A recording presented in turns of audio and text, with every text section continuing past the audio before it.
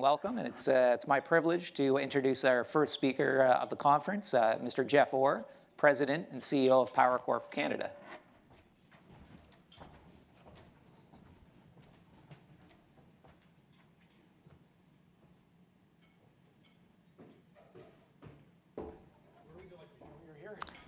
Thank you. Good morning. All right. Well, thank you and welcome. My pleasure to be here. It's great to be here in person. So I figure we start our chat off maybe with a quick review of some of the key developments at Power Corp over the last 12 to 18 months. I thought you were going to ask me a Bank of Nova Scotia question. I'm subbing for Brian Porter, who typically kicks off the event. And I did all my homework last night on what's happening with the Bank of Nova Scotia, Phil. Well, we can touch on net interest margins and PCLs if you want. I'll be... it's a pleasure to be here, and it's actually just saying as we were chatting, I had a one-on-one already this morning. It's so great to be in person and having this kind of conference when everybody is together. So it's a lot of fun to get back and good to see everyone in the flesh, so to speak. So you know, our last year at Power Corp has been a continuation of what we've articulated as our strategy a little over 2 years ago when we announced the reorganization. We went through I would say a flurry of activity. I think we announced 15 transactions over the 2 years from the start of 2000 to the end of 2021 and into 2022 with the CMAC announcement. So did a ton of transactions. I would say in the 2022 to date, we've been more focused on execution, on getting done and executing on what we've already put at work. But at the same time, we're always looking at new things to do. So the strategy hasn't changed. The emphasis on the strategy is to continue to build around our 3 public companies, with Great-West Life and IGM being 75% of the value and even more of the earnings. So organic strategy and M&A are the 2 key value drivers there, and we continue to execute at Power Corp on simplification and transformation from what was a diversified portfolio of different businesses into a more simplified, streamlined business focused on financial services. That's what our emphasis is on, and we continue to execute on that. But I think the pace of transactions slowed down a little bit. Okay. For the time being. If we think about kind of the year ahead, can you maybe just talk about some of the key strategic priorities you'll be focusing on? Yeah, so I'll start again at the public companies, which represent the biggest value levers that we have. I think Great-West Life, having spent $10 billion over a little over 12 months at Empower, and has 3 integrations going on real time. So getting the Empower integrations of MassMutual, Prudential, and Personal Capital successfully completed is got to be number 1 prioritization. And at the same time, they took on some debt in order to do that, and so they're reducing their leverage levels, which is consistent with what Great-West has done in the past when they did large acquisitions. They kind of get their leverage ratio a little bit over where we don't like to issue equity when we do deals. So we typically, this has been the playbook for a long time. So execute on that while they reduce their leverage in the short term would be the number 1 operational priority. Within execution at IGM is really just continuing to follow the playbook, which is there's a lot of momentum in the IG Wealth business, and there continues to be a lot of change in that business as it changes its focus and its business model. And then at Power Corp, we got we're building out the alternative asset management businesses. We're basically trying to turn what were proprietary strategies into third-party strategies where we can turn them into cash flow generators. While we don't put any additional capital in to support that growth. So we're doing that through third-party fundraising, partnerships, et cetera, while we try and realize value from the non-financial services assets that we have. So those are what we were focused on 2 years ago. That's what we're focused on in the next 12 months. So my bottom line here is there really hasn't been a change in the strategy since I've probably spoken to many of you in the last couple of years. We have not changed the strategy and the focus. We're just continuing on with the playbook as we described it, and I think making good progress. Excellent. Listen, it's a complicated operating environment out there. How is Power positioned really to navigate the current landscape? I would say we're well positioned, and for those that have followed our group historically, we have done well in down markets. We actually are well positioned in down markets. We don't live for down markets. We live for up markets and for creating value. But we have been very, I would say, prudent and risk aware in the way that we run our businesses. So to give you maybe the best example, Great-West Life would be by far the biggest asset that we have, and it would have the most balance sheet risk. It's got 250 billion odd more now of assets and liabilities. So you've got a lot of financial risk if you think about it right in Great-West Life. Great-West has always run with a relatively conservative investment portfolio relative to its peers. It's always run a matched book as much as you can match it from an interest rate point of view. Hasn't built in a lot of optionality into its insurance products. And so, that positions us well. And historically, Great-West, I think, was the only major life company not to get downgraded of any globally in the Great Recession or the 2008 financial crisis. So I think we're well positioned. If you think about the specific risks that can happen, interest rates can go up and will go up. Well, we're matched from an interest rate point of view. Equity markets can go down. Well, we do have equity exposure across the group, but that's already in the stock right now. So, if it goes down further, our revenues will go down further, but we're not in a financial position. And do we have a hard landing, a soft landing? There's 5,000 people, you get 5,000 different answers. But if you ended up in a hard landing, at some point you'd expect some credit losses. But on a relative basis, we're typically better off than others. So my short answer, that's the long answer. The short answer is we're well positioned in a difficult environment, got lots of liquidity, but we're just working through our strategy, looking to the medium, long term, which is that we have an optimistic view as to where things go in the future. Okay. Well, you made a point. You're being very consistent in terms of the strategy, and I think with that you've identified 3 key value creation levers. Which ones are the most likely, or which ones are likely to be the most significant over the next 3 to 5 years? It's a hard question to answer because the world never quite unfolds the way you think it is, but I would just kind of go to the size of the assets. The 3 public companies, and Great-West Life and IGM are 75% of our asset value, so they're going to be the most significant.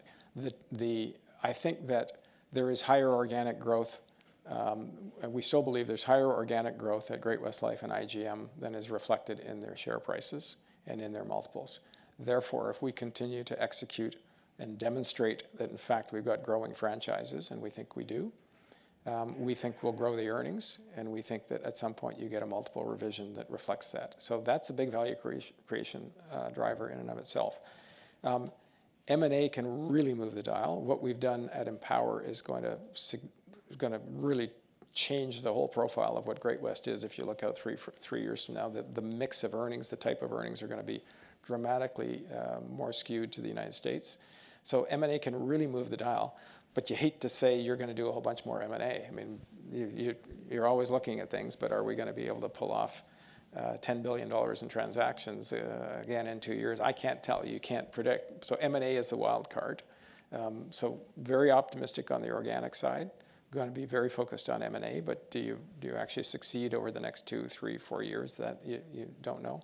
And then the 20% of the assets that are at Power actually represent the icing on the cake. And I think it may not be the most material in terms of its dollar value, but I think we will succeed in transferring what was a long tail of diverse assets in different industries, most of which were NAV based. Like, we're going to invest in something and in 4 years it's going to be worth a lot more money, trust us. And then, it does or it doesn't.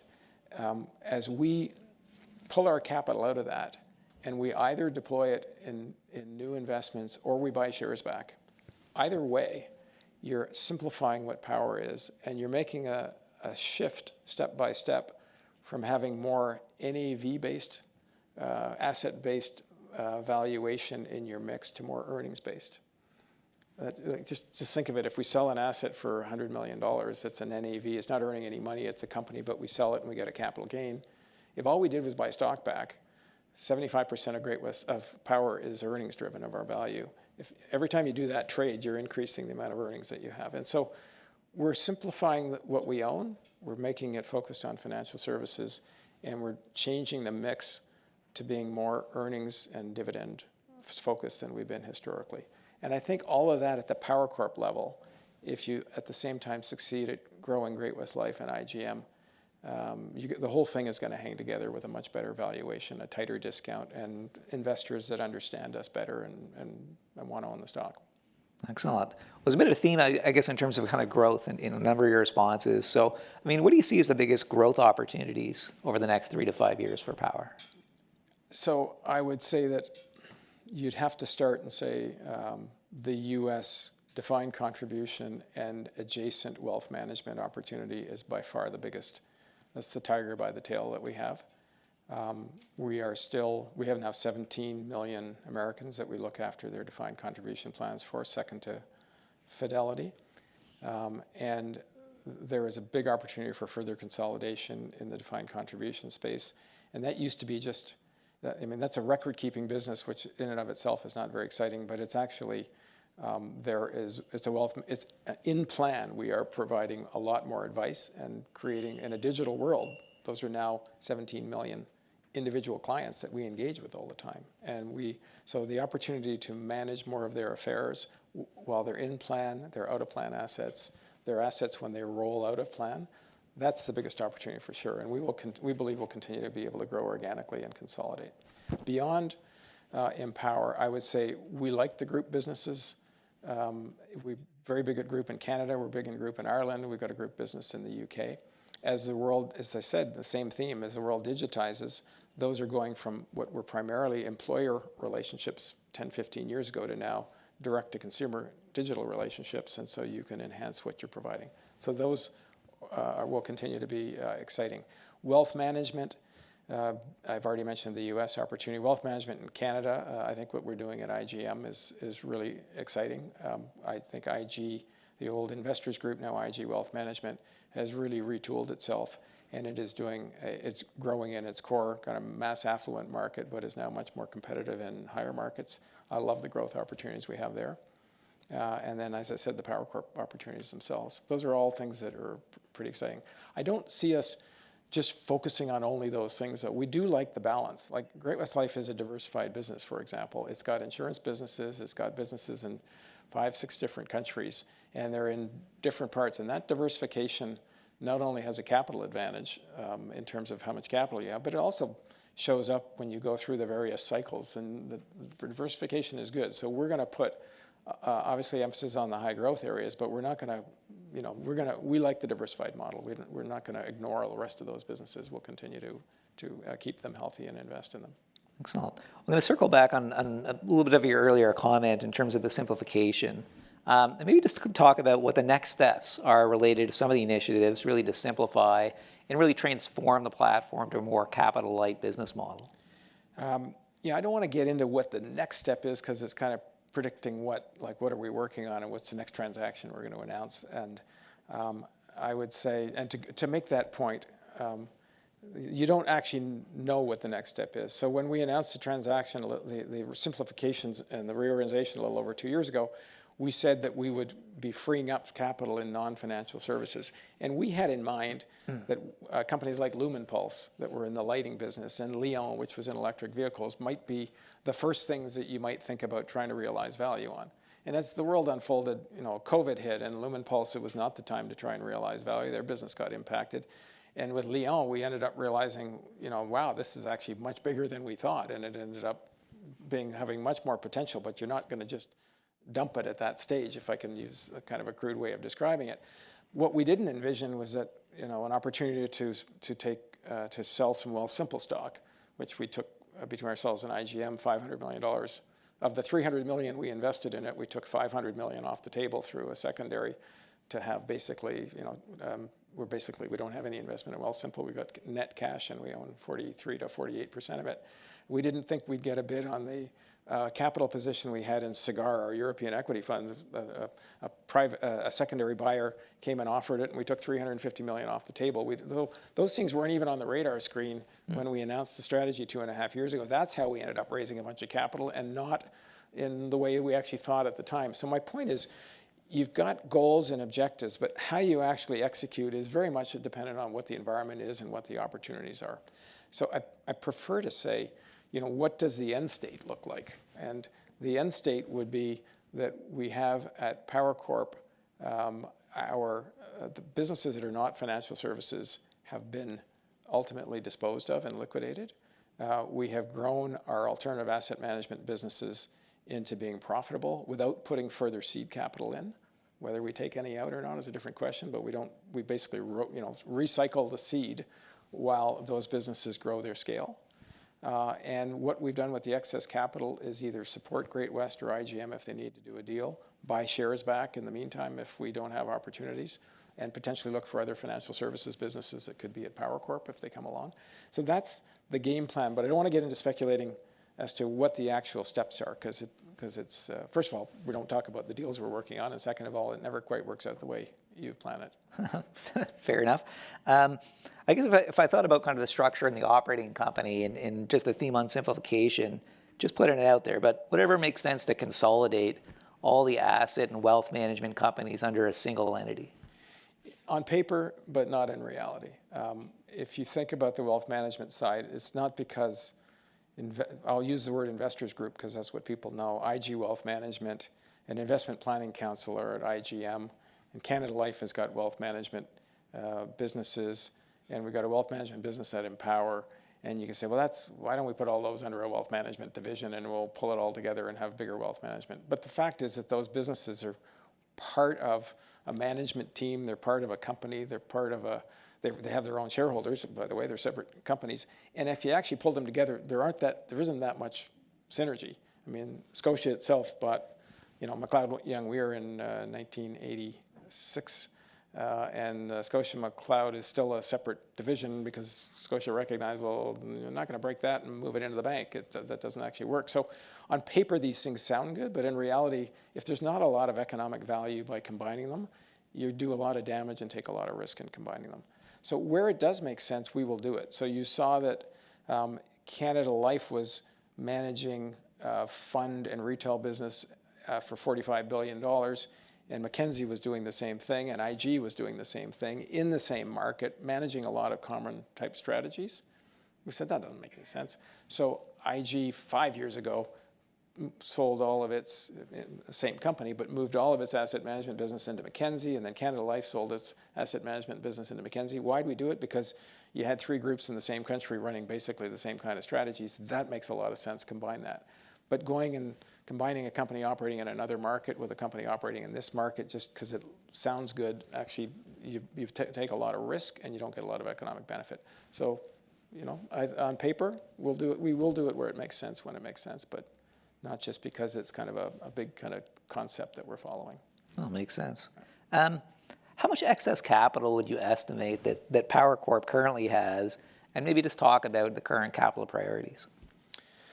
Got about $1.5 billion in cash. If you take out our declared but unpaid dividend, you get that down to more like $1.25 billion, something like that, 1.2. We've got another $500 million plus pending on the CMAC transaction sale to IGM. We're taking half of the proceeds in Great-West Life stock.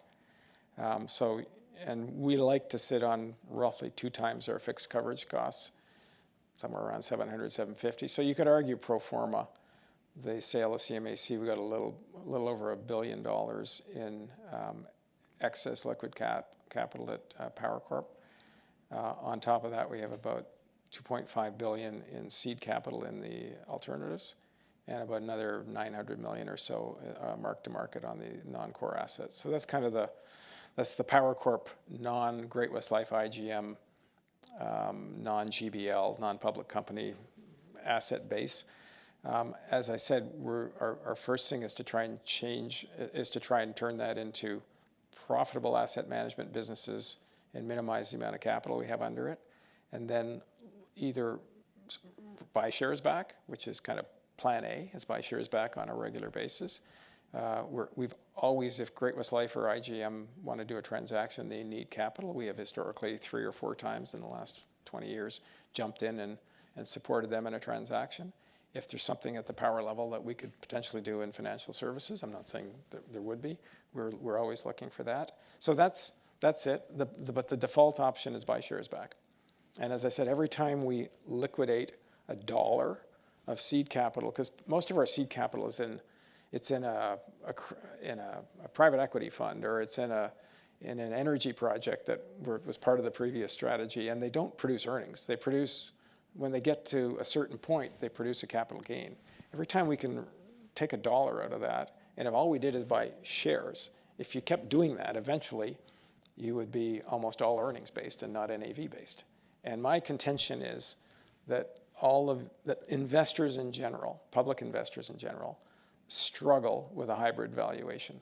They either want to go and understand a business as this is earnings and it pays dividends and it's a growth company and the dividends are going to grow, or this is just a cash cow, but I like the cash flow profile, or this is an exciting capital gain property. We're buying Amazon here and not earning any money, but man, is it ever growing like stink? Okay, but when you end up with a mix, and that was kind of where Power Corp got off the track, I think.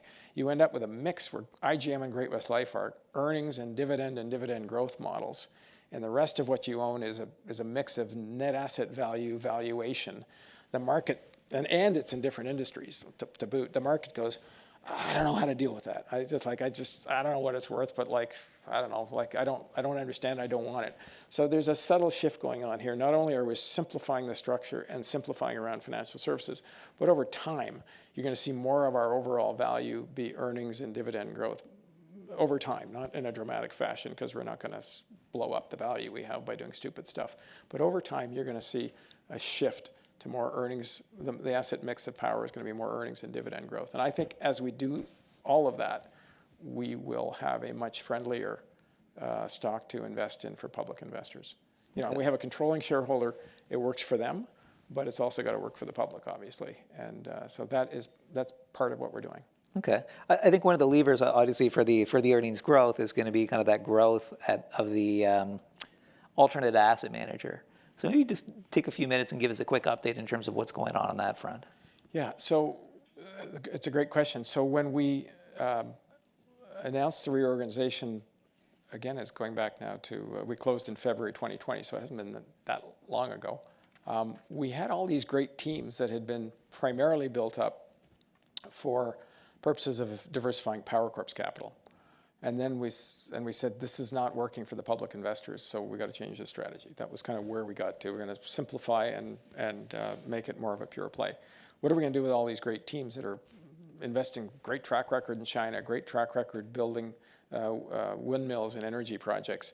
What are we going to do with those? We just fire everybody and kind of try and do a fire sale on the assets?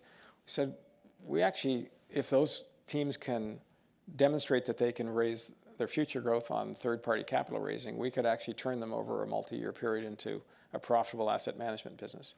At the same time, you know, our subs, IGM, Mackenzie, Great-West, are looking for those kind of asset classes. Not that we're going to supply everything that they want, not possibly, but there's a synergy there.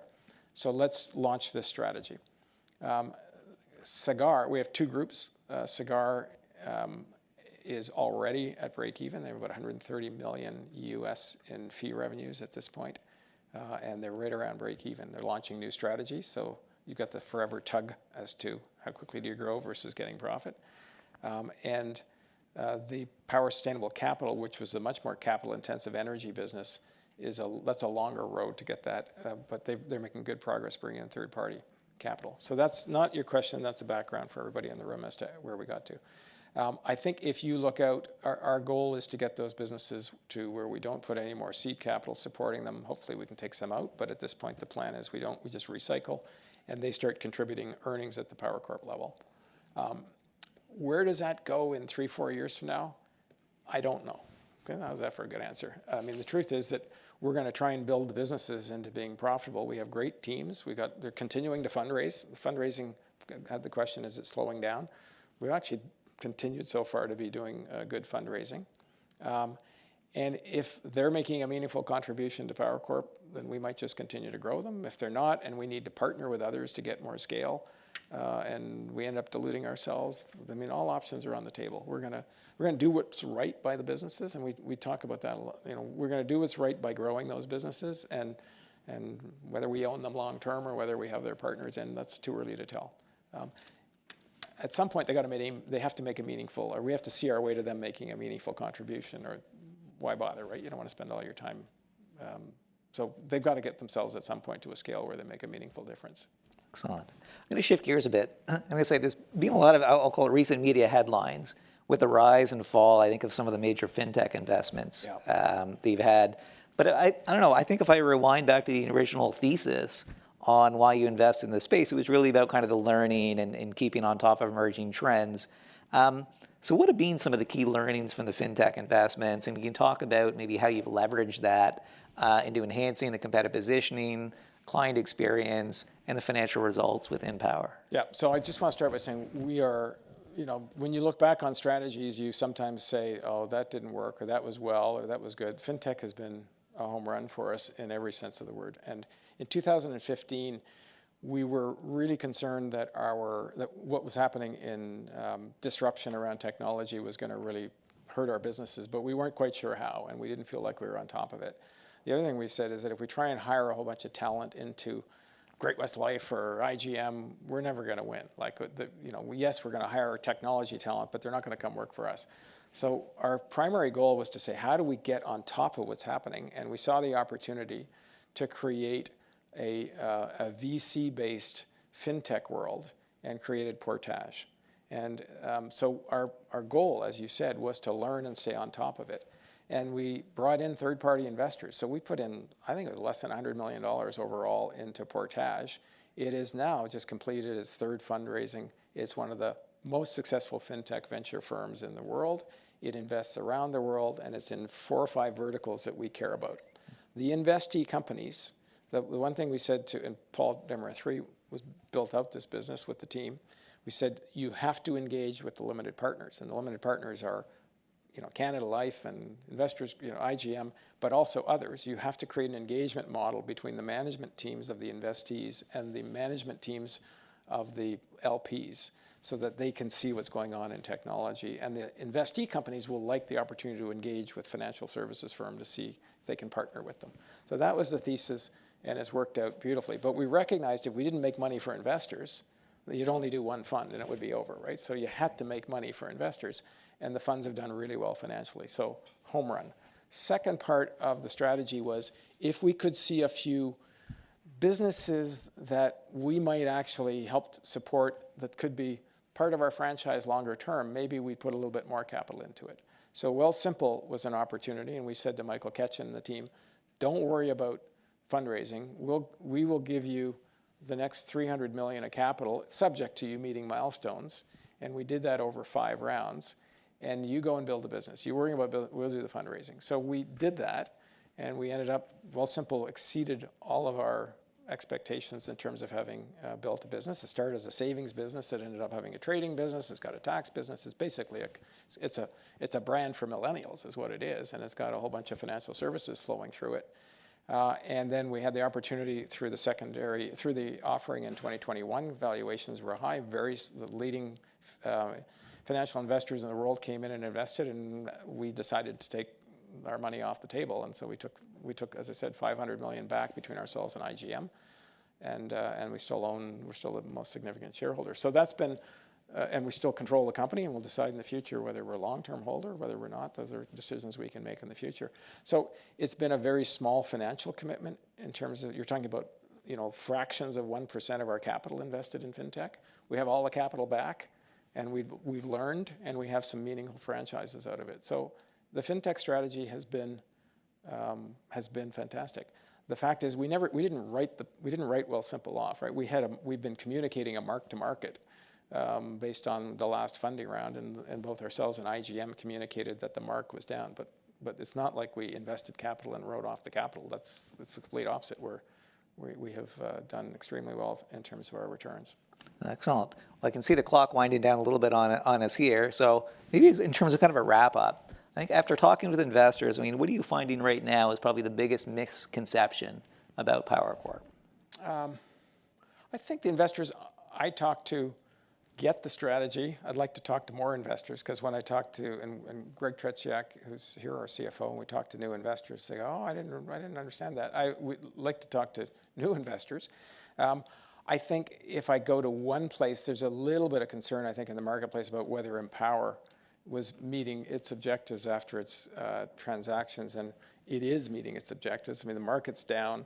There's been a little bit of wage inflation, but it's absolutely on track with what we have. So there's been some people that have been confused about that. We haven't changed our view as to how successful that is. Our original goals were completely on track to make it.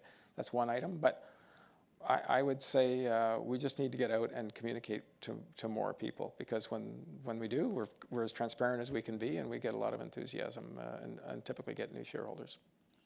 Excellent. Well, on behalf of Scotiabank Global Banking and Markets, again, I'd like to thank you, Jeff, for your participation, and along with the Power Corp organization for your continued support. Thank you. And thanks to Scotia, and I'll sub in for the Bank of Nova Scotia CEO anytime you want. I'm always here. Thanks again. Okay, good. Thank you. Enjoy the conference. Thank you. Thank you.